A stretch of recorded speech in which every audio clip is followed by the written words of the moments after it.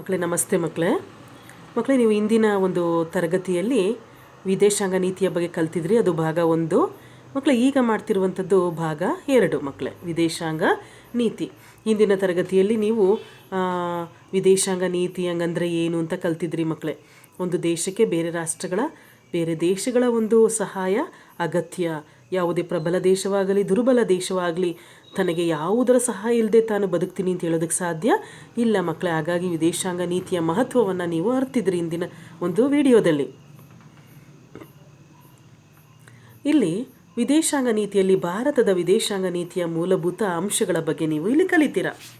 ಭಾರತದ ವಿದೇಶಾಂಗ ನೀತಿಯ ಮೂಲಭೂತ ಅಂಶಗಳು ಯಾವುದು? ಮೂಲಭೂತ ಅಂಶಗಳು ಮಕ್ಕಳೇ ಒಟ್ಟು 5 ಅಂಶಗಳು ನೀವು ಈ ಒಂದು ತರಗತಿಯಲ್ಲಿ ಕಲಿತೀರಾ. ಪಂಚಶೀಲ ತತ್ವಗಳು, ಅಲಿಪ್ತ ನೀತಿ, ವಸಾಹತುಶಾಹಿತ್ವಕ್ಕೆ ವಿರೋಧ, ವರ್ಣಭೇದ ನೀತಿಗೆ ವಿರೋಧ, ನಿಶಸ್ತ್ರೀಕರಣ. ಪಂಚಶೀಲ ತತ್ವಗಳು, ಅಲಿಪ್ತ ನೀತಿ, ವಸಾಹತುಶಾಹಿತ್ವಕ್ಕೆ ವಿರೋಧ, ವರ್ಣಭೇದ ನೀತಿಗೆ ವಿರೋಧ, ನಿಶಸ್ತ್ರೀಕರಣ. ಮಕ್ಕಳೇ ಮೊದಲು ನೀವು ತಿಳಿಯುವಂಥದ್ದು ಪಂಚಶೀಲ ತತ್ವಗಳು. ವಿಶ್ವದ ರಾಷ್ಟ್ರಗಳು ವಿಭಿನ್ನ ಸಾಮಾಜಿಕ, ಆರ್ಥಿಕ ಹಾಗೂ ರಾಜಕೀಯ ವ್ಯವಸ್ಥೆಗಳನ್ನು ಹೊಂದಿದ್ದರೂ ಸಹ ಪರಸ್ಪರ ಸಹಕಾರ ಸಹಬಾಳ್ವೆಯನ್ನು ಅಳವಡಿಸಿಕೊಂಡಿವೆ. ಮಕ್ಕಳು, ಇಡೀ ಪ್ರಪಂಚದ ನಾವು ಸುಮಾರು 200ಕ್ಕಿಂತ ಹೆಚ್ಚು ದೇಶಗಳಿದೆ ಅಂತ ಹೇಳಿದ್ವಿ. ಸಾಮಾಜಿಕವಾಗಿ, ಆರ್ಥಿಕವಾಗಿ, ರಾಜಕೀಯವಾಗಿ ವಿಭಿನ್ನವಾದಂಥ ಒಂದು ಅಭಿವೃದ್ಧಿಯ ಪಥದಲ್ಲಿ ಬೇರೆ ಬೇರೆ ದೇಶಗಳು ಸಾಗ್ತಾ ಇದೆ. ಆದರೆ ಸಹಬಾಳ್ವೆ ಅತಿ ಮುಖ್ಯ ಅನ್ನೋದನ್ನು ನಾವಿಲ್ಲಿ ನೋಡ್ತಾ ಇದ್ದೀವಿ. ಪಂಚಶೀಲ ತತ್ವಗಳು. ಇದೇ ಆಧಾರದ ಮೇಲೆ 1954ರಲ್ಲಿ ಜೂನ್ ತಿಂಗಳಲ್ಲಿ ವಿಶ್ವಶಾಂತಿ ದೃಷ್ಟಿಯಿಂದ ಚೀನಾ ಮತ್ತು ಭಾರತ, ಅಂದಿನ ಚೀನಾದ ಪ್ರಧಾನಿ ಚೌವೆನ್ ಲಾಯ್ ಮತ್ತು ಭಾರತದ ಪ್ರಧಾನಿ ಜವಾಹರಲಾಲ್ ನೆಹರೂರವರು ಪರಸ್ಪರ ಅಂತಾರಾಷ್ಟ್ರೀಯ ಸಂಬಂಧಕ್ಕೋಸ್ಕರ ಒಂದು ಒಪ್ಪಂದವನ್ನು ಮಾಡಿಕೊಂಡ್ರು ಮಕ್ಕಳೇ 1954ರಲ್ಲಿ. ಯಾವ್ಯಾವ ದೇಶಗಳು? ಭಾರತ ಮತ್ತು ಚೀನಾ. ಚೀನಾದ ಪ್ರಧಾನಿ ಚೌವೆನ್ ಲಾಯ್, ಭಾರತದ ಪ್ರಧಾನಿ ಜವಾಹರಲಾಲ್ ನೆಹರು. ಪಂಚಶೀಲ ತತ್ವ. ಎಷ್ಟು ತತ್ವಗಳು? 5 ತತ್ವಗಳು. ಪರಸ್ಪರ ಏನು ಮಾಡಿಕೊಂಡ್ರು ಒಪ್ಪಂದವನ್ನು? ಭಾರತ ಮತ್ತು ಚೀನಾ ಎರಡೂ ರಾಷ್ಟ್ರಗಳ ಒಪ್ಪಂದ ಮಾಡಿಕೊಂಡು ಪರಸ್ಪರ ರಾಷ್ಟ್ರಗಳ ಪ್ರಾದೇಶಿಕ ಹಾಗೂ ಸಾರ್ವಭೌಮತೆಗೆ ಗೌರವ. ಪ್ರಾದೇಶಿಕ ಹಾಗೂ ಸಾರ್ವಭೌಮತೆಗೆ ಗೌರವ. ಚೀನಾ ಭಾರತಕ್ಕೆ ಗೌರವ ಕೊಡಬೇಕು, ಭಾರತ ಚೀನಾಗೆ ಗೌರವವನ್ನು ಕೊಡಬೇಕು. ಈಗ ಉದಾಹರಣೆಗೆ ಚೀನಾ ಯಾವುದೇ ರೀತಿಯಲ್ಲಿ ಭಾರತದ ಮೇಲೆ ಆಕ್ರಮಣವನ್ನು ಮಾಡಬಾರ್ದು. ಭಾರತಕ್ಕೆ ತನ್ನದೇ ಆದ ಗೌರವ ಇದೆ, ಅದೊಂದು ಸ್ವತಂತ್ರ ದೇಶ, ಸಾರ್ವಭೌಮ ರಾಷ್ಟ್ರ. ಅದಕ್ಕೆ ಧಕ್ಕೆ ಬರೋ ರೀತಿಯಲ್ಲಿ ಯಾವುದೇ ಆಂತರಿಕ ಬಾಹ್ಯ ವಿಚಾರಗಳಲ್ಲಿ ತಲೆ ಹಾಕಬಾರ್ದು ಯಾವ ದೇಶ? ಚೀನಾ. ಅದೇ ಥರ ನಾವು ಕೂಡ ಈ ರೀತಿಯಲ್ಲಿ ಒಪ್ಪಂದವನ್ನು ಮಾಡಿಕೊಂಡ್ರು. 2ನೇದು ಪರಸ್ಪರ ಆಕ್ರಮಣವನ್ನು ಮಾಡದೇ ಇರುವುದು. ಆಂತರಿಕ ವ್ಯವಹಾರಗಳಲ್ಲಿ ಪರಸ್ಪರ ಹಸ್ತಕ್ಷೇಪ ಮಾಡದಿರುವುದು. 3ನೇ ಅಂಶ ಯಾವುದು ಮಕ್ಕಳೇ? ಆಂತರಿಕ ವ್ಯವಹಾರಗಳಲ್ಲಿ ಪರಸ್ಪರ ಹಸ್ತಕ್ಷೇಪ ಮಾಡೋದು. ಒಳಗಿನ ವಿಚಾರಗಳಲ್ಲಿ ಯಾವುದಕ್ಕೂ ತಲೆ ಹಾಕಬಾರ್ದು. 4ನೇದು ಪರಸ್ಪರ ಸಹಕಾರ ಮತ್ತು ಸಮಾನತೆ. ಪರಸ್ಪರ ರಾಷ್ಟ್ರಗಳಿಗೆ ಹೊಂದಾಣಿಕೆ ಇರಬೇಕು, ಸಹಕಾರ ಮಾಡಿಕೊಳ್ಬೇಕು, ಸಮಾನತೆಯಿಂದ ಗೌರವವನ್ನು ಕೊಡಬೇಕು. 5ನೇ ಅಂಶ ಏನು? ಶಾಂತಿಯುತ ಸಹಬಾಳ್ವೆ. ಶಾಂತಿಯಿಂದ ಜೀವನ ಮಾಡಬೇಕು, ಹೊಂದಿಕೊಂಡು ಜೀವನವನ್ನು ಮಾಡಬೇಕು ಅನ್ನುವಂಥ ಪಂಚಶೀಲ ತತ್ವಗಳನ್ನ ಮಾಡಿಕೊಂಡ್ರು. ಹಾಗಾದ್ರೆ ನಾವಿಲ್ಲಿ ಏನು ಕಲಿತಾ ಇದ್ದೀವಿ? ಭಾರತದ ವಿದೇಶಾಂಗ ನೀತಿಯ ಮೂಲಭೂತ ಅಂಶಗಳು.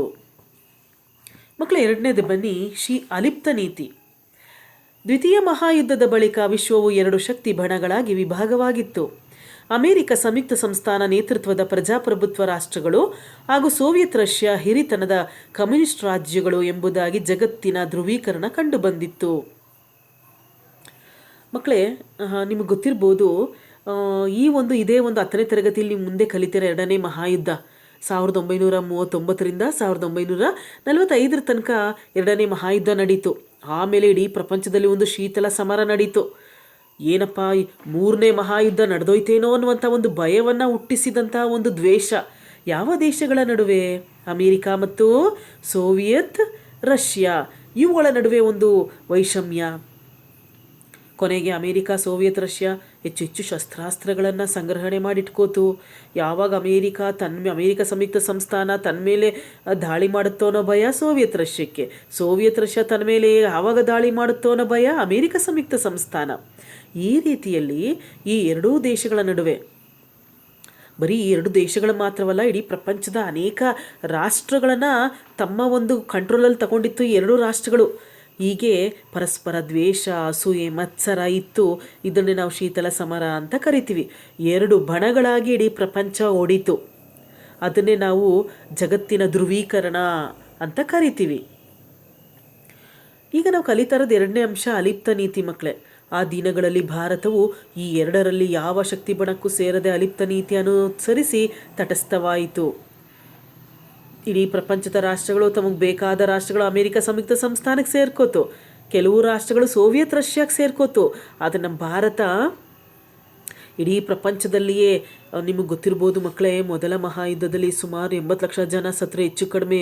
ಹಾಗೆ ಎರಡನೇ ಮಹಾಯುದ್ಧದಲ್ಲಿ 5 ಕೋಟಿ ಜನ. ಇಂತಹ ಒಂದು ಭಯಾನಕವಾದಂತಹ ಒಂದು ಹಿಂಸೆಗೆ ನಾನು ಕಾರಣ ಆಗಬಾರ್ದು ಅನ್ನೋದಕ್ಕೋಸ್ಕರ ಭಾರತ ಈ ಎರಡು ಗುಂಪುಗಳಿಗೂ ಸೇರಲಿಲ್ಲ. ಆ ಎರಡೂ ಗುಂಪುಗಳಿಗೆ ಸೇರದೇ ಇರುವಂಥ ಒಂದು ನೀತಿಯನ್ನೇ ಅಲಿಪ್ತ ನೀತಿ ಅಂತ ಕರಿತೀವಿ. ತಟಸ್ಥ, ಯಾವುದಕ್ಕೂ ಹೋಗಲಿಲ್ಲ. ಜೊತೆಗೆ ಈ ಎರಡು ಬಣಗಳ ವಿಶ್ವಾಸ ಗಳಿಸಿಕೊಳ್ಳುವುದರ ಮೂಲಕ ಅಮೇರಿಕಾದಿಂದ ಆರ್ಥಿಕ ನೆರವನ್ನು ಮತ್ತು ಸೋವಿಯತ್ ರಷ್ಯಾದಿಂದ ಭದ್ರತಾ ನೆರವನ್ನು ಪಡೆಯುವಲ್ಲಿ ನಮ್ಮ ಭಾರತ ಯಶಸ್ವಿಯಾಯಿತು. ಸೇರಲಿಲ್ಲ ಅಂತ ಈ ಎರಡು ರಾಷ್ಟ್ರಗಳೊಡನೆ ಯಾವುದೇ ಒಂದು ದ್ವೇಷವನ್ನು ನಮ್ಮ ಭಾರತ ಇಟ್ಕೊಂಡಿಲ್ಲ. ಅಮೇರಿಕಾದಿಂದ ಆರ್ಥಿಕ ಸಹಾಯವನ್ನು ಕೂಡ ಪಡ್ಕೋತು, ಸೋವಿಯತ್ ರಷ್ಯಾದಿಂದ ಭದ್ರತಾ ನೆರವನ್ನು ಕೂಡ ಪಡ್ಕೋತು. ವಿಶ್ವದ ಪ್ರತಿಯೊಂದು ವಿದ್ಯಮಾನವನ್ನು ಅದರ ಗುಣದೋಷಗಳ ಆಧಾರದ ಮೇಲೆ ಸ್ವಾಗತಿಸುವ ಅಥವಾ ವಿರೋಧಿಸುವ ಸ್ವತಂತ್ರ ಕಾರ್ಯಶೈಲಿಯನ್ನು ಭಾರತ ರೂಪಿಸಿತು. ಈ ಪ್ರಪಂಚದಲ್ಲಿ ಏನೇ ನಡೀಲಿ, ಒಳ್ಳೆಯದು ಕೆಟ್ಟದನ್ನು ನೋಡಿಕೊಂಡು ಅದನ್ನು ಸ್ವಾಗತಿಸುವ, ಅದನ್ನು ವಿರೋಧಿಸುವ, ಚೆನ್ನಾಗಿದೆ ಚೆನ್ನಾಗಿಲ್ಲ ಅಂತ ಹೇಳುವಂಥ ಒಂದು ಸ್ವತಂತ್ರವಾದಂಥ ಒಂದು ವ್ಯಕ್ತಿತ್ವವನ್ನು ರೂಪಿಸಿಕೊಂಡಿತ್ತು ಯಾವ ದೇಶ? ಭಾರತ. ಈ ರೀತಿಯಲ್ಲಿ ಅಲಿಪ್ತ ನೀತಿಯನ್ನು ರೂಪಿಸಿಕೊಂಡಿತ್ತು. ಯಾವುದು? ನಮ್ಮ ವಿದೇಶಾಂಗ ನೀತಿಯ ಅಡಿಗಲ್ಲು ಅಂತ ಕರಿತೀವಿ. ಯಾವುದನ್ನು? ಅಲಿಪ್ತ ನೀತಿಯನ್ನು. ನೆಹರು ನಂತರದಲ್ಲಿ ಲಾಲ್ ಬಹದ್ದೂರ್ ಶಾಸ್ತ್ರಿ ಮತ್ತು ಇಂದಿರಾ ಗಾಂಧಿಯವರು ಸವಾಲಿಗೆ ಸವಾಲಿನ ವಿದೇಶಾಂಗ ನೀತಿಯನ್ನು ಅನುಸರಿಸಿದರು. ನೆಹರೂರವರು ಮಕ್ಕಳು ಎಲ್ಲ ರಾಷ್ಟ್ರಗಳೊಂದಿಗೆ ಒಳ್ಳೆ ಸಂಬಂಧನ ಇಟ್ಕೊಳ್ಬೇಕು ಅನ್ನೋ ಒಂದು ಬಯಕೆ ಅವರಲ್ಲಿತ್ತು. ಅದಾದ ನಂತರ ಬಂದವರು ಲಾಲ್ ಬಹದ್ದೂರ್ ಶಾಸ್ತ್ರಿ ನಮ್ಮ ದೇಶದ ಪ್ರಧಾನಿಯಾಗಿದ್ದರು. ಇಂದಿರಾ ಗಾಂಧಿಯವರು ನಮ್ಮ ದೇಶದ ಪ್ರಧಾನಿಯಾಗಿದ್ದರು. ಅವ್ರದ್ದೇನಪ್ಪ ನೀತಿ ಅಂದರೆ, ಮಕ್ಕಳ ಎಲ್ಲ ವ್ಯಕ್ತಿಗಳು ಒಂದೇ ಥರ ಇರಲ್ಲ. ಈ ಶಾಸ್ತ್ರಿ ಮತ್ತು ಇಂದಿರಾ ಗಾಂಧಿಯವರ ಅಭಿಪ್ರಾಯ ಏನಾಗಿತ್ತು? ನಮ್ಗೆ ಯಾರು ತೊಂದರೆ ಕೊಡ್ತಾರೋ ಅವ್ರಿಗೆ ಅದೇ ರೀತಿಯಲ್ಲಿ ನಾವು ತೊಂದರೆ ಕೊಡಬೇಕು ನಮ್ಮ ಮನೋಭಾವನೆ ಅವರಲ್ಲಿತ್ತು. 1965ರಲ್ಲಿ 1971ರಲ್ಲಿ ನಡೆದ ಪಾಕಿಸ್ತಾನದ ವಿರುದ್ಧದ ಯುದ್ಧಗಳು ಈ ನೀತಿಯನ್ನು ಅಳವಡಿಸಿಕೊಂಡಿದ್ದವು. ಅಂದರೆ ಇಲ್ಲಿ ಮುಖ್ಯವಾಗಿ ನಮ್ಮ ಪಾಕಿಸ್ತಾನಕ್ಕೂ ಭಾರತಕ್ಕೂ ಯುದ್ಧ ನಡೆದಂಥ ವರ್ಷಗಳನ್ನ ಇಲ್ಲಿ ಕೊಟ್ಟಿದ್ದಾರೆ ಮಕ್ಕಳೇ. 1971ರಲ್ಲಿ ಭಾರತ ಪಾಕಿಸ್ತಾನ ಯುದ್ಧ, ಬಾಂಗ್ಲಾ ವಿಭಜನೆ. 1971ರಲ್ಲಿ ಭಾರತ ಪಾಕಿಸ್ತಾನ ಯುದ್ಧ ಮತ್ತು ಬಾಂಗ್ಲಾ ವಿಭಜನೆಯಾದ ವರ್ಷ. ಪ್ರಧಾನಿ ಅಟಲ್ ಬಿಹಾರಿ ವಾಜಪೇಯಿ ಅವರು ನಮ್ಮ ದೇಶದ ವಿದೇಶಾಂಗ ನೀತಿಯನ್ನು ಸುಧಾರಿಸಿ ಪಾಕಿಸ್ತಾನದೊಂದಿಗೆ ಮೈತ್ರಿಯನ್ನು ಸಾಧಿಸಿದ್ರು. ಯಾರು? ಅಟಲ್ ಬಿಹಾರಿ ವಾಜಪೇಯಿ. ಮಕ್ಕಳೇ, ಇಲ್ಲಿ ನಾವು ಮುಂದೆ ಕಲಿಯುವಂಥದ್ದು ವಸಾಹತುಶಾಹಿತ್ವಕ್ಕೆ ವಿರೋಧ. ವಸಾಹತುಶಾಹಿತ್ವಕ್ಕೆ ವಿರೋಧ. ಮಕ್ಕಳು, ಏನು ಇದು ವಸಾಹತುಶಾಹಿತ್ವ ಅಂದರೆ ಏನು? ಒಂದು ರಾಷ್ಟ್ರ ಇನ್ನೊಂದು ರಾಷ್ಟ್ರವನ್ನು ತನ್ನ ಸ್ವಾಧೀನಕ್ಕೆ ತೆಗೆದುಕೊಂಡು ಆ ದೇಶದ ಸಾರ್ವಭೌಮತ್ವವನ್ನು ಹತ್ತಿಕ್ಕಿ ಸ್ವಾರ್ಥಕ್ಕಾಗಿ ದುರುಪಯೋಗಪಡಿಸಿಕೊಳ್ಳುವುದು. ಒಂದು ರಾಷ್ಟ್ರ ಇನ್ನೊಂದು ರಾಷ್ಟ್ರವನ್ನು, ಮಕ್ಕಳೇ ಉದಾಹರಣೆಗೆ ನೀವು ತಗೊಳ್ಳಿ, 1947ಕ್ಕೆ ಮೊದಲು ಏನಾಯಿತು? ಯಾವ ರಾಷ್ಟ್ರ? ಬ್ರಿಟನ್, ಇಂಗ್ಲೆಂಡ್ ದೇಶ ಇನ್ನೊಂದು ರಾಷ್ಟ್ರ ಯಾವ ದೇಶವನ್ನು? ಭಾರತವನ್ನು ತನ್ನ ಸ್ವಾಧೀನಕ್ಕೆ ತೆಗೆದುಕೊಂಡು ನಮ್ಮ ದೇಶದ ಸಾರ್ವಭೌಮತ್ವವನ್ನು, ಸ್ವತಂತ್ರವನ್ನು, ಅಧಿಕಾರವನ್ನು ನಾಶ ಮಾಡಿ ತಮ್ಮ ಒಂದು ಲಾಭಕ್ಕಾಗಿ ಸಂಪತ್ತನ್ನು ಗಳಿಸೋದಕ್ಕೋಸ್ಕರ ನಮ್ಮ ದೇಶವನ್ನು ದುರುಪಯೋಗ ಪಡಿಸ್ಕೊಂಡ್ರು. ಯಾರು? ಬ್ರಿಟಿಷರು. ಯಾವಾಗ? ಸ್ವತಂತ್ರ ಬರೋದಕ್ಕಿಂತ ಹಿಂದೆ. ಇದನ್ನೇ ನಾವು ಏನಂತ ಕರಿತೀವಿ? ವಸಾಹತುಶಾಹಿತ್ವ. ಹಾಗಾದರೆ ಇದನ್ನು ನಮ್ಮ ದೇಶ ಸ್ವಾಗತಿಸುತ್ತಾ ವಿರೋಧಿಸುತ್ತಾ? ಅದೇ ಕಷ್ಟವನ್ನು ಬಂದಿರುವಂಥ ಭಾರತ ಸ್ವಾಗತಿಸುತ್ತಾ ವಿರೋಧಿಸ್ತಾ ಇದೆ. ಈ ರೀತಿಯಲ್ಲಿ ಯಾವುದೇ ದೇಶಗಳು ಬೇರೆ ದೇಶಗಳ ಮೇಲೆ ಹೋಗಿ ತಮ್ಮ ಅಧಿಕಾರವನ್ನು ಚಲಾವಣೆ ಮಾಡೋ ಹಾಗೆ ಇಲ್ಲ. ಆ ದೇಶದ ಸಾರ್ವಭೌಮತೆಗೆ ಧಕ್ಕೆ ತರಬಾರ್ದು ಅನ್ನೋದಕ್ಕೆ ನಮ್ಮ ಭಾರತ ಪ್ರೋತ್ಸಾಹವನ್ನು ಕೊಡ್ತಾ ಇದೆ.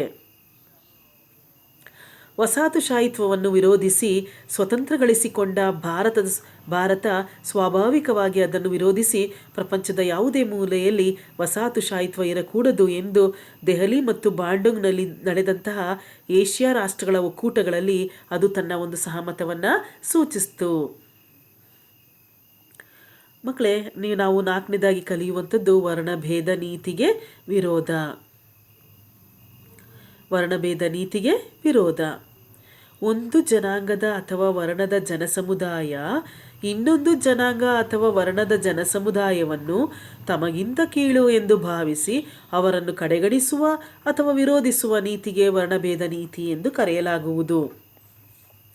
ಒಂದು ಜನಾಂಗದವರು ಮತ್ತೊಂದು ಜನಾಂಗದವ್ರನ್ನ ಕೀಳು ಅಂತ ಕಾಣೋದು, ಒಂದು ಬಣ್ಣದವರು ಮತ್ತೊಂದು ಬಣ್ಣದವರನ್ನ ಏನು ಮಾಡೋದು, ತಮಗಿಂತ ಕೀಳು ಅಂತ ಭಾವಿಸೋದು, ಇದನ್ನೇ ನಾವು ವರ್ಣಭೇದ ನೀತಿ ಅಂತ ಕರಿತೀವಿ. ಇಲ್ಲಿ ಎರಡು ತುಂಬ ಮುಖ್ಯವಾದ ಪದ, ಜನಾಂಗ ಮತ್ತು ವರ್ಣ. ಒಂದು ಜನಾಂಗದವರು ಮತ್ತೊಂದು ಜನಾಂಗದವರನ್ನ ಕೀಳಾಗಿ ಕಾಣುವುದು, ಒಂದು ವರ್ಣದವರು ಮತ್ತೊಂದು ವರ್ಣದವರನ್ನು ಕೀಳಾಗಿ ಕಾಣುವುದು ಅಥವಾ ಅವ್ರನ್ನ ವಿರೋಧಿಸೋದು, ಇದನ್ನೇ ನಾವು ವರ್ಣಭೇದ ನೀತಿ ಅಂತ ಕರಿತೀವಿ. ಮಕ್ಕಳು, ಇಡೀ ಪ್ರಪಂಚದಲ್ಲಿ ವರ್ಣಭೇದ ನೀತಿ ಅನೇಕ ರಾಷ್ಟ್ರಗಳಲ್ಲಿತ್ತು. ಅದರಲ್ಲೂ ಪ್ರಮುಖವಾಗಿ ಅಮೇರಿಕಾ ಮತ್ತು ದಕ್ಷಿಣ ಆಫ್ರಿಕಾದಲ್ಲಿ ಇದು ಇತ್ತು. ಅಮೇರಿಕಾದಲ್ಲಿ ಮಾರ್ಟಿನ್ ಲೂಥರ್ ಕಿಂಗ್ ಅನ್ನೋರು ಹೋರಾಟ ಮಾಡಿದ್ರು, ಅಲ್ಲಿ ಅಂತ್ಯ ಆಯಿತು. ಆದರೆ ದಕ್ಷಿಣ ಆಫ್ರಿಕಾದಲ್ಲಿ ವರ್ಣಭೇದ ನೀತಿ ಇತ್ತು, ಸುಮಾರು ವರ್ಷಗಳ ಕಾಲ ಅಲ್ಲಿತ್ತು. ಮಕ್ಕಳೇ, ನಿಮಗೆ ಗೊತ್ತು, ಅಲ್ಲಿ ನೆಲ್ಸನ್ ಮಂಡೇಲಾ ಅನ್ನುವಂಥವರು ಈ ಒಂದು ವರ್ಣಭೇದ ನೀತಿಯ ವಿರುದ್ಧ ಹೋರಾಟ ಮಾಡಿ ಒಬ್ಬ ಮನುಷ್ಯ ಮತ್ತೊಬ್ಬ ಮನುಷ್ಯನನ್ನು ಯಾವುದೇ ರೀತಿಯಲ್ಲಿ ಕೀಳಾಗಿ ಕಾಣಬಾರ್ದು ಅಂತ ಹೋರಾಟ ಮಾಡಿದ್ರು. ಮಕ್ಕಳೇ, ನಿಮ್ಗೆ ಗೊತ್ತಿರ್ಬೋದು, ಗಾಂಧೀಜಿಯವರು ದಕ್ಷಿಣ ಆಫ್ರಿಕಾದಲ್ಲಿ ಈ ಒಂದು ಕಾನೂನಿನ ಬಗ್ಗೆ ತಿಳ್ಕೊಳ್ಳೋಕ್ಕೆ ಅಧ್ಯಯನ ಮಾಡಲಿಕ್ಕೆ ಹೋದಂಥ ಸಂದರ್ಭದಲ್ಲಿ ಟ್ರೈನಲ್ಲಿ ಹೋಗ್ಬೇಕಾದ್ರೆ ಗಾಂಧೀಜಿಯವ್ರನ್ನ ಏನು ಮಾಡಿದ್ರಂತೆ, ಟ್ರೈನಿಂದ ಹೊರಗಡೆ ಕಳಿಸ್ಬಿಟ್ಟಿದ್ರಂತೆ. ಯಾಕೆ? ಅಲ್ಲಿ ವರ್ಣಭೇದ ನೀತಿಯ ಪ್ರಯುಕ್ತ. ಮಕ್ಕಳೇ, ಇದಕ್ಕೋಸ್ಕರ ಹೋರಾಟ ಮಾಡಿದಂಥವರು ಯಾರೋ ನೆಲ್ಸನ್ ಮಂಡೇಲಾ, ಅದ್ರ ಜೊತೆಲಿ ಗಾಂಧೀಜಿಯವರು ಕೂಡ ದಕ್ಷಿಣ ಆಫ್ರಿಕಾದಲ್ಲಿ ವರ್ಣಭೇದ ನೀತಿಯ ವಿರುದ್ಧ ಹೋರಾಟವನ್ನು ಮಾಡಿದರು. ಈ ವರ್ಣಭೇದ ನೀತಿಯು ಅಮಾನವೀಯ, ಇದು ಮನುಷ್ಯರು ಒಪ್ಕೊಳ್ಳುವಂಥದ್ದಲ್ಲ. ಮಕ್ಕಳೇ, ಇರುವಂಥದ್ದು ಯಾವುದೇ ಭೇದ ಭಾವವನ್ನು ಮಾಡಬಾರ್ದು. ನಿಮಗೆ ಗೊತ್ತಿದೆ, ನಮ್ಮ ಸಂವಿಧಾನ ಕೂಡ ಹೇಳ್ತಾ ಇದೆ, ಎಲ್ಲರೂ ಸಮಾನರು. ಅದಕ್ಕೆ ವಿರುದ್ಧವಾಗಿ ಇದು ಮನುಷ್ಯರು ಮಾಡೋ ಕೆಲಸ ಅಲ್ಲ. ಮಾನವ ಹಕ್ಕುಗಳಿಗೆ ಬೆಲೆನೇ ಇಲ್ಲ, ವಿಶ್ವದಲ್ಲಿ ಶಾಂತಿ ಇರಲ್ಲ, ಹೊಂದಾಣಿಕೆ ಸಹಬಾಳ್ವೆ ಇರೋದಿಲ್ಲ. ಹಾಗಾಗಿ ಇಡೀ ಪ್ರಪಂಚದಲ್ಲಿ ಎಲ್ಲೂ ಕೂಡ ವರ್ಣಭೇದ ನೀತಿ ಇರಬಾರ್ದು. ಒಂದು ಜನಾಂಗದವರು ಮತ್ತೊಂದು ಜನಾಂಗದವ್ರನ್ನ ಕೀಳಾಗಿ ಕಾಣಬಾರ್ದು, ಒಂದು ವರ್ಣದವರು ಮತ್ತೊಂದು ವರ್ಣದವ್ರನ್ನ ಕೀಳಾಗಿ ಕಾಣಬಾರ್ದು ಅಂತ ನಮ್ಮ ಭಾರತ ಇದಕ್ಕೆ ಸಪೋರ್ಟನ್ನು ಮಾಡಲಿಲ್ಲ. ಯಾವುದಕ್ಕೆ? ವರ್ಣಭೇದ ನೀತಿಗೆ. ಇತ್ತೀಚಿನವರೆಗೂ ದಕ್ಷಿಣ ಆಫ್ರಿಕಾದಲ್ಲಿ ಅಲ್ಪಸಂಖ್ಯಾತ ಬಿಳಿಯರು ಬಹುಸಂಖ್ಯಾತ ಆಫ್ರಿಕನ್ ದೇಶೀಯರನ್ನು ತಮ್ಮ ಹಿಡಿತದಲ್ಲಿಟ್ಟಿದ್ದರು. ಅಲ್ಪಸಂಖ್ಯಾತರು, ಕಡಿಮೆ ಸಂಖ್ಯೆಯಲ್ಲಿದ್ದವರು ಯಾರು? ಬಿಳಿಯರು. ತುಂಬ ಸಂಖ್ಯೆಯಲ್ಲಿದ್ದವರು ಯಾರು? ಆಫ್ರಿಕಾದ ಕಪ್ಪು ಜನಾಂಗ. ಯಾರನ್ನ ಕಂಟ್ರೋಲಲ್ಲಿ ಇಟ್ಕೊಂಡಿದ್ರು? ಬಿಳಿ ಜನ ಯಾರನ್ನ? ಕಪ್ಪು ಜನರನ್ನ ತಮ್ಮ ಹಿಡಿತದಲ್ಲಿ ಇಟ್ಕೊಂಡಿದ್ರು. ಕಡಿಮೆ ಸಂಖ್ಯೆಯಲ್ಲಿದ್ದವ್ರು ಬಿಳಿ ಜನ, ಜಾಸ್ತಿ ಸಂಖ್ಯೆಯಲ್ಲಿದ್ದವ್ರು ಕಪ್ಪು ಜನ. ಆದರೆ ಯಾರನ್ನ ಕಂಟ್ರೋಲಲ್ಲಿ ಇಟ್ಕೊಂಡಿದ್ರು? ಬಿಳಿಯ ಜನ ಕಪ್ಪು ಜನರನ್ನ ತಮ್ಮ ಅಧೀನದಲ್ಲಿ ಇಟ್ಕೊಂಡಿದ್ರು.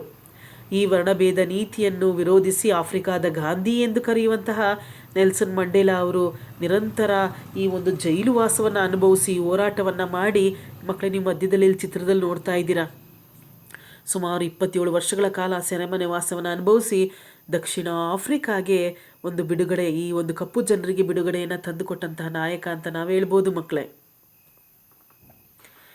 ಮಕ್ಕಳೇ, ಈ ಭಾರತದ ವಿದೇಶಾಂಗ ನೀತಿಯ ಮೂಲಭೂತ ಅಂಶಗಳಲ್ಲಿ ಈ ಒಂದು ಕೊನೆಯ ಅಂಶವನ್ನು ಕಲಿತಿದ್ದೀರಾ ಮಕ್ಕಳೇ? ನಿಶಸ್ತ್ರೀಕರಣ.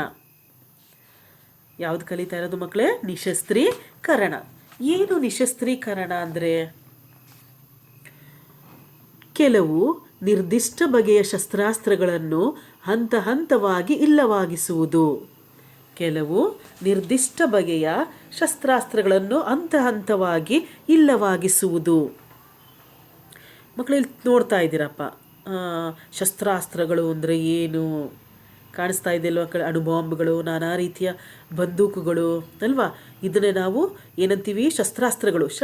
ಅಸ್ತ್ರ, ಯುದ್ಧಕ್ಕೆ ಬೇಕಾದಂತಹ ಸಾಮಗ್ರಿಗಳು.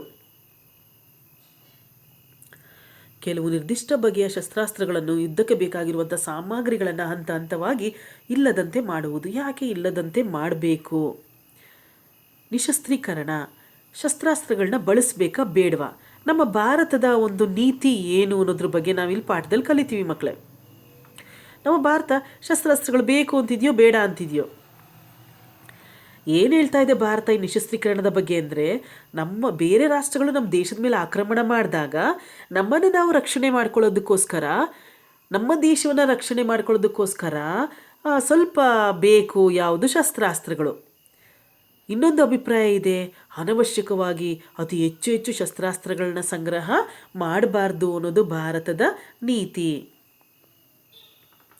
ಜಗತ್ತಿನಲ್ಲಿ ಶಸ್ತ್ರಾಸ್ತ್ರಗಳ ಉತ್ಪಾದನೆ, ಮಾರಾಟ, ಸಂಗ್ರಹಣೆಯಲ್ಲಿ ಭಾರಿ ಪೈಪೋಟಿ ನಡೆದಿದೆ ಮಕ್ಕಳೇ. ಇವತ್ತು ಭಯೋತ್ಪಾದನೆ ಎಷ್ಟು ಹೆಚ್ಚಾಗಿದೆ ಅಂದರೆ ಮಕ್ಕಳೇ, ನಮ್ಮ ಭಾರತದ ಮೇಲೆ ಅನೇಕ ಸ್ಥಳಗಳಲ್ಲಿ, ಬೆಂಗಳೂರು ಇರ್ಬೋದು, ಹೈದರಾಬಾದ್ ಇರ್ಬೋದು, ಡೆಲ್ಲಿ ಸಂಸತ್ ಭವನದ ಮೇಲೆ ದಾಳಿ, ಆಮೇಲೆ ಮುಂಬೈನ ತಾಜ್ ಹೋಟೆಲ್ ಮೇಲೆ ದಾಳಿ ಇರ್ಬೋದು ಮಕ್ಕಳೇ. ಎರಡ ದೊಡ್ಡ ಪಟ್ಟಿ ಬೆಳೀತಾ ಹೋಗುತ್ತೆ. ಅನೇಕ ಭಯೋತ್ಪಾದಕರು ನಮ್ಮ ದೇಶಗಳ ಮೇಲೆ ದಾಳಿಯನ್ನು ಮಾಡಿದ್ದಾರೆ. ಇಡೀ ಪ್ರಪಂಚನೇ ನಲುಗಿ ಹೋಗಿದೆ ಯಾವುದರಿಂದ? ಭಯೋತ್ಪಾದನೆಯಿಂದ. ಅನೇಕ ರೀತಿಯ ISI, ಅಲ್ ಖೈದಾ, ತಾಲಿಬಾನ್, ಈ ರೀತಿಯ ಅನೇಕ ಉಗ್ರಗಾಮಿ ಸಂಘಟನೆಗಳು, ಭಯೋತ್ಪಾದಕ ಸಂಘಟನೆಗಳು ಈ ಪ್ರಪಂಚದಲ್ಲಿದೆ ಮಕ್ಕಳೇ. ಅನೇಕ ರಾಷ್ಟ್ರಗಳು ಇವ್ರಿಗೂ ಸಪೋರ್ಟನ್ನು ಮಾಡುತ್ತೆ, ದುಡ್ಡು ಕೊಡುತ್ತೆ, ಶಸ್ತ್ರಾಸ್ತ್ರಗಳನ್ನ ಇವ್ರು ತಗೊಳ್ತಾರೆ, ಉತ್ಪಾದನೆ ಮಾಡ್ತಾರೆ, ಮಾರಾಟ ಮಾಡ್ತಾರೆ, ಸಂಗ್ರಹಿಸ್ತಾರೆ. ಈ ರೀತಿಯಲ್ಲಿ ತುಂಬ ಪೈಪೋಟಿ ನಡೀತಾ ಇದೆ ಮಕ್ಕಳೇ. ಅಕಸ್ಮಾತ್ ಇನ್ನೊಂದು 3ನೇ ಮಹಾಯುದ್ಧ ಸಂಭವಿಸಿದ್ರೆ ಬಹುಶಃ ಭೂಮಿ ಮೇಲೆ ಒಬ್ಬ ಮನುಷ್ಯ ಕೂಡ ಉಳಿಯೋದಕ್ಕೆ ಸಾಧ್ಯ ಇಲ್ಲ. ಆ ರೀತಿಯಲ್ಲಿ ವಿಜ್ಞಾನ ತಂತ್ರಜ್ಞಾನ ಇವತ್ತಿನ ದಿನದಲ್ಲೇ ಅಭಿವೃದ್ಧಿಯನ್ನು ಹೊಂದಿದೆ ಮಕ್ಕಳೇ. ಹಾಗಾದರೆ ನಾನು ಸುಮ್ಮನೆ ನಿಮಗೊಂದು ಉದಾಹರಣೆ ಕೊಟ್ಟೆ. 1ನೇ ಮಹಾಯುದ್ಧದಲ್ಲಿ ಹೆಚ್ಚು ಕಡಿಮೆ 80 ಲಕ್ಷ ಜನ ಸತ್ರು. 2ನೇ ಮಹಾಯುದ್ಧದಲ್ಲಿ 5 ಕೋಟಿ ಜನ ಸತ್ರು. ಇನ್ನು 3ನೇ ಮಹಾಯುದ್ಧ ನಡೆದಿಲ್ಲ ಮಕ್ಕಳೇ. ಈ ಒಂದು ಇಡೀ ಪ್ರಪಂಚ ಭಯೋತ್ಪಾದನೆ, ಶಸ್ತ್ರಾಸ್ತ್ರಗಳು, ಅಣುಬಾಂಬ್ಗಳು, ಬಂದೂಕುಗಳು, ಇದನ್ನೆಲ್ಲ ನೋಡಿದ್ರೆ 3ನೇ ಮಹಾಯುದ್ಧ ಇಡೀ ಪ್ರಪಂಚವನ್ನೇ ನಾಶ ಮಾಡುತ್ತೆ ಮಕ್ಕಳೇ. ಹಾಗಾದರೆ 3ನೇ ಮಹಾಯುದ್ಧವನ್ನು ತಡೆಗಟ್ಟಬೇಕಾದ್ರೆ ಈ ಒಂದು ಯುದ್ಧಕ್ಕೆ ಬೇಕಾಗಿರುವಂಥ ಈ ಶಸ್ತ್ರಾಸ್ತ್ರಗಳನ್ನು ಇಡೀ ಪ್ರಪಂಚದಲ್ಲಿ ಸಂಗ್ರಹ ಮಾಡೋದನ್ನು, ಉತ್ಪಾದನೆ ಮಾಡೋದನ್ನು, ಮಾರಾಟ ಮಾಡೋದನ್ನು ಏನು ಮಾಡಬೇಕು? ತಡೆಗಟ್ಟಬೇಕು. ಉತ್ಪಾದನೆ, ಮಾರಾಟ, ಸಂಗ್ರಹಣೆ. ಶಸ್ತ್ರಾಸ್ತ್ರಗಳ ಉತ್ಪಾದನೆ, ಮಾರಾಟ, ಸಂಗ್ರಹಣೆ ಇದನ್ನು ಮಾಡೋದನ್ನು ಸ್ವಲ್ಪ ಮಟ್ಟಿಗಾದರೆ ಏನು ಮಾಡಬೇಕು? ಕಂಟ್ರೋಲ್ ಮಾಡಬೇಕು. ಶಸ್ತ್ರಾಸ್ತ್ರಗಳ ಪೈಪೋಟಿಗೆ ಒಳಗಾದ ರಾಷ್ಟ್ರಗಳು ಅಚಾತುರ್ಯದಿಂದಲೋ ತಪ್ಪು ಗ್ರಹಿಕೆಯಿಂದಲೋ ಬೇಕೆಂದಲೇ ಒಂದರ ಮೇಲೆ ಒಂದು ಶಸ್ತ್ರಾಸ್ತ್ರಗಳನ್ನ ಸಂಗ್ರಹ ಮಾಡ್ತಾ ಇದೆ. ನಾವು ತುಂಬ ಬುದ್ಧಿವಂತರು, ನಾವು ಒಂದು ತಪ್ಪು ಗ್ರಹಿಕೆ ಇರ್ಬೋದು, ಅಚಾತುರ್ಯ. ಒಟ್ಟಿನಲ್ಲಿ ಹೇಗಾಗ್ತಾ ಇದೆ ಅಂದರೆ ಮಕ್ಕಳೇ, ಈಗ ಯಾವುದೋ ಒಂದು ಮರದ ಮೇಲೆ ಕೂತ್ಕೊಂಡು ಕೊಡ್ಲಿ ಹಿಡ್ಕೊಂಡು ನಾವು ಕೂತಿರುವಂತಹ ಒಂದು ಕೊಂಬೆಯನ್ನೇ ಕತ್ತರಿಸ್ಕೊಂಡ್ರೆ ಏನಾಗುತ್ತೆ? ಆ ಕೊಂಬೆ ಜೊತೆಯಲ್ಲಿ ನಾವು ಕೂಡ ಕೆಳಗಡೆ ಬೀಳ್ತೀವಿ ಮಕ್ಕಳೇ. ಇದು ಒಂದು ರಾಷ್ಟ್ರದ ಸಮಸ್ಯೆ ಅಲ್ಲ, ಒಬ್ಬ ವ್ಯಕ್ತಿಯ ಸಮಸ್ಯೆ ಅಲ್ಲ ಮಕ್ಕಳೇ, ಇಡೀ ಪ್ರಪಂಚದ ಸಮಸ್ಯೆ. ಈ ಭಯೋತ್ಪಾದಕರು ಬೇರೆ ಬೇರೆ ದೇಶಗಳ ಮೇಲೆ ದಾಳಿಯನ್ನು ಮಾಡಿ ಎಷ್ಟೋ ರೀತಿಯಲ್ಲಿ ಹೆಣ್ಣು ಮಕ್ಕಳು, ಚಿಕ್ಕ ಮಕ್ಕಳು ಅನೇಕರು ಸಾವನ್ನಪ್ತಾ ಇದ್ದಾರೆ. ಕೊಲೆ, ರಕ್ತಪಾತ, ಈ ರೀತಿಯಲ್ಲಿ ಪರಸ್ಪರ ರಾಷ್ಟ್ರಗಳ ನಡುವೆ ಮಕ್ಕಳೇ ವೈಷಮ್ಯ ಬೆಳೀತಾ ಇದೆ ಮಕ್ಕಳೇ. ಇದೆಲ್ಲ ನಿಲ್ಲಬೇಕಾದ್ರೆ ಈ ಶಸ್ತ್ರಾಸ್ತ್ರಗಳ ಸಂಗ್ರಹಣೆಯನ್ನು, ಉತ್ಪಾದನೆಯನ್ನು, ಮಾರಾಟವನ್ನು ಕಡಿಮೆ ಮಾಡಬೇಕು ಮಕ್ಕಳೇ. ಇಲ್ಲಿ ಶಸ್ತ್ರಾಸ್ತ್ರಗಳ ಉತ್ಪಾದನೆ, ಮಾರಾಟ, ಸಂಗ್ರಹಣೆಯಲ್ಲಿ ಪೈಪೋಟಿ ನಡೆದಿದೆ. ಈ ರೀತಿ ಶಸ್ತ್ರಾಸ್ತ್ರಗಳ ಪೈಪೋಟಿಯಿಂದ 3ನೇ ಮಹಾಯುದ್ಧ ನಡೆಯಬಹುದೆಂಬ ಆತಂಕ ಹಲವು ರಾಷ್ಟ್ರಗಳಲ್ಲಿ ಉಂಟಾಗಿದೆ. ಶಸ್ತ್ರಾಸ್ತ್ರಗಳ ಪೈಪೋಟಿಗಾಗಲೇ ನಾವು ಕಲ್ತ್ವಿ ಈ ವಿಚಾರನ ಮಕ್ಕಳೇ. ಅವರ ಒಂದು ಅಚಾತುರ್ಯ, ತಮ್ಮ ಒಂದು ಕೆಟ್ಟ ತೀರ್ಮಾನಗಳಿಂದ, ತಪ್ಪು ಗ್ರಹಿಕೆಯಿಂದ ಆ ಶಸ್ತ್ರಾಸ್ತ್ರಗಳನ್ನ ಸಂಗ್ರಹ ಮಾಡಿಟ್ಕೊತಾರೆ. ನಾವೆಷ್ಟು ಇಡೀ ಪ್ರಪಂಚದಲ್ಲಿಯೇ ನಾವು ನಂಬರ್ 1 ಅಂತ ತೋರಿಸ್ಕೊಳ್ಳೋಕ್ಕೆ ಬೇಕಾದಂತಹ ಎಲ್ಲ ರೀತಿಯ ಶಸ್ತ್ರಾಸ್ತ್ರಗಳನ್ನ ಸಂಗ್ರಹಣೆ ಮಾಡ್ತಾರೆ ಮಕ್ಕಳೇ. ಹೀಗೆ ಪರಸ್ಪರ ರಾಷ್ಟ್ರಗಳ ನಡುವೆ ಪೈಪೋಟಿ ಬೆಳೀತಾ ಹೋಗುತ್ತೆ.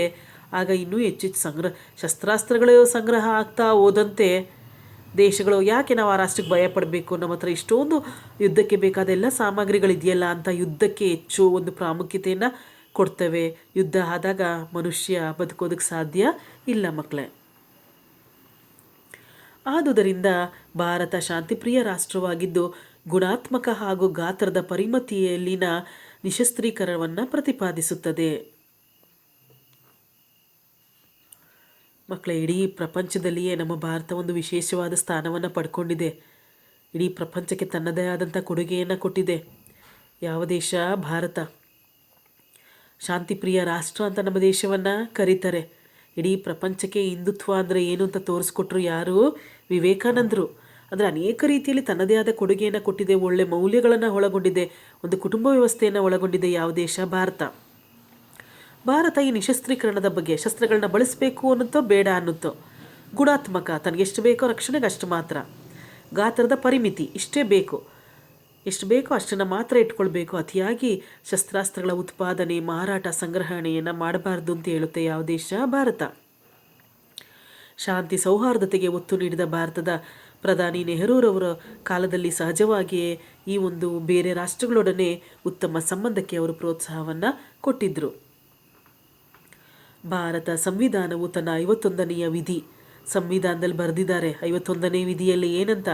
ಅಂತಾರಾಷ್ಟ್ರೀಯ ಸಹಬಾಳ್ವೆ ಹಾಗೂ ಅಂತಾರಾಷ್ಟ್ರೀಯ ಕಾನೂನಿಗೆ ಗೌರವ. ಮಕ್ಕಳೇ ಪರೀಕ್ಷೆಗಳಲ್ಲಿ ಕೇಳ್ತಾರೆ, ಅಂತಾರಾಷ್ಟ್ರೀಯ ಸಹಬಾಳ್ವೆ ಹಾಗೂ ಅಂತಾರಾಷ್ಟ್ರೀಯ ಕಾನೂನಿಗೆ ಗೌರವ ತಂದುಕೊಡುವಂಥ ಶಾಸನ ಅಂದಾಗ ನೀವು ಬರೀಬೇಕು ನಮ್ಮ ಸಂವಿಧಾನದ 51ನೇ ವಿಧಿ. ಈ ರೀತಿಯಲ್ಲಿ ನಮ್ಮ ಸಂವಿಧಾನನೇ ಹೇಳ್ತಾ ಇದೆ, ನಮ್ಮ ಕಾನೂನೇ ಹೇಳ್ತಾ ಇದೆ, ನಾವು ಬೇರೆ ರಾಷ್ಟ್ರಗಳೊಂದಿಗೆ ಒಳ್ಳೆಯ ಸಂಬಂಧವನ್ನು ಇಟ್ಕೊಳ್ಬೇಕು ಅಂತ ಮಕ್ಕಳೇ.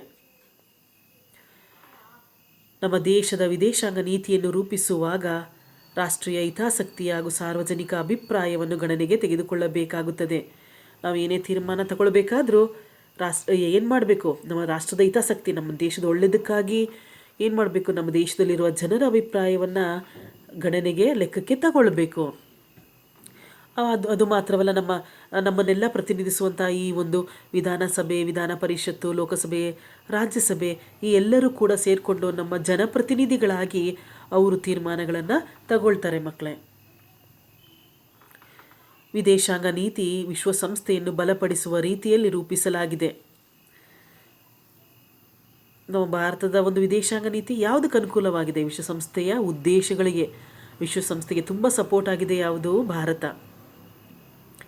ಭಾರತ ಕಾಮನ್ವೆಲ್ತ್ ಆಫ್ ನೇಷನ್ಸ್ ಹಾಗೂ SAARC, South Asian Association for Regional Cooperation ಈ ಎರಡೂ ಸಂಸ್ಥೆಗಳ ಮೂಲಕ ಹಲವಾರು ದೇಶಗಳೊಂದಿಗೆ ನಿಕಟ ಸಂಬಂಧವನ್ನು ಹೊಂದಿದೆ. ಮಕ್ಕಳೇ, ಈ ಅನೇಕ ರಾಷ್ಟ್ರಗಳ ಒಕ್ಕೂಟವನ್ನೇ, ಒಂದು ಗುಂಪನ್ನೇ ನಾವು ಈ ಕಾಮನ್ವೆಲ್ತ್ ಆಫ್ ನೇಷನ್ಸ್ ಮತ್ತು ಸಾರ್ಕ್ ಅಂತ ಚಿಕ್ಕದಾಗಿ ಕರಿತೀವಿ. ಸಾರ್ಕ್ ಅದರ ವಿಸ್ತರಣೆ south Asian Association for Regional cooperation. ಅಂದರೆ ಪ್ರಾದೇಶಿಕ ಸಹಕಾರಕ್ಕಾಗಿ ಈ ಒಂದು ದಕ್ಷಿಣ ಏಷ್ಯಾದ ರಾಷ್ಟ್ರಗಳು ಮಾಡಿಕೊಂಡ ಒಂದು ಒಕ್ಕೂಟ. ಇದೆಲ್ಲ ಯಾಕೆಪ್ಪ ಅಂದರೆ ದೇಶಗಳೊಂದಿಗೆ ಉತ್ತಮ ಸಂಬಂಧವನ್ನು, ಸಂಪರ್ಕವನ್ನು ಬೆಸೆಯೋದಕ್ಕೆ. ವಿಶ್ವಸಂಸ್ಥೆಯನ್ನು ಬಲಪಡಿಸುವಲ್ಲಿ ಭಾರತ ತನ್ನದೇ ಆದಂಥ ಒಂದು ಶಾಂತಿ ಪಾಲನೆಯ ಒಂದು ಪಡೆಯನ್ನು ಹೊಂದಿದೆ. ನಮ್ಮ ಭಾರತದ ಸೇನೆಯು ಕೂಡ ಎಷ್ಟೋ ಸಂದರ್ಭದಲ್ಲಿ ಶಾಂತಿ ಪಾಲನಾ ಸಭೆ, ನಮ್ಮ ಸೈನಿಕರು ವಿಶ್ವಸಂಸ್ಥೆಯ ಒಂದು ಕಾರ್ಯದಲ್ಲಿ ಕೈ ಜೋಡಿಸಿದ್ದಾರೆ. ಇಡೀ ಪ್ರಪಂಚದಲ್ಲಿಯೇ ಒಂದು ಭಾರತ ತನ್ನದೇ ಆದಂಥ ಉತ್ತಮವಾದಂಥ ಸ್ಥಾನವನ್ನು ಪಡೆದಿದೆ. ಇಡೀ ಪ್ರಪಂಚದಲ್ಲಿ ಭಯೋತ್ಪಾದನೆ ನಾಶ ಆಗಬೇಕು ಅಂತ ಅನೇಕ ರಾಷ್ಟ್ರಗಳೊಂದಿಗೆ ಅದು ಹೋರಾಟವನ್ನು ಮಾಡ್ತಾ ಇದೆ. ಒಳ್ಳೆಯ ಮೌಲ್ಯ, ಒಳ್ಳೆಯ ವ್ಯಕ್ತಿತ್ವವನ್ನು ರೂಪಿಸುವಂತಹ ದೇಶ ಭಾರತ. ಮಕ್ಕಳೇ, ಈ ಪಾಠ ಅರ್ಥ ಆಯಿತು ಅಂತ ಅಂದ್ಕೊಂಡಿದ್ದೀನಿ ಮಕ್ಕಳೇ. ಕೆಲವು ಪ್ರಶ್ನೆಗಳನ್ನ ಬರ್ಕೊಳ್ಳಿ.